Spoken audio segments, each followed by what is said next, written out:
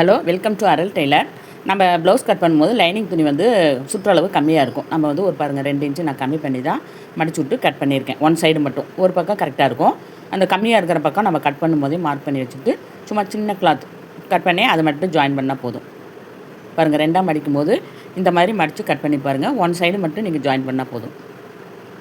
நம்ம அளவு கம்மியாக இருக்குதுன்னு 4ஆக மடித்து கட் பண்ணால் இப்போ 4 பக்கமுமே நம்ம ஜாயின் பண்ணுறது வரும்.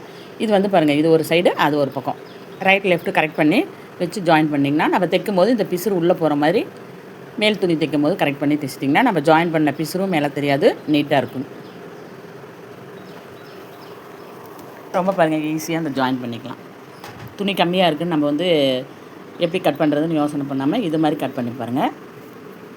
இந்த டிப்ஸ் வந்து எல்லாருக்குமே யூஸ்ஃபுல்லாக இருக்கும், புதுசாக தையல் கற்றுக்கிறவங்களுக்கு. இது மாதிரி இன்னும் நிறைய டிப்ஸ் எல்லாம் வீடியோ போட்டிருக்கேன் பாருங்கள். இந்த வீடியோ பிடிச்சிருந்தால் லைக் பண்ணுங்கள், சேனல் சப்ஸ்கிரைப் பண்ணிக்கோங்க. குயிக் வந்து ஈஸியாக ஜாயின் பண்ணியாச்சு.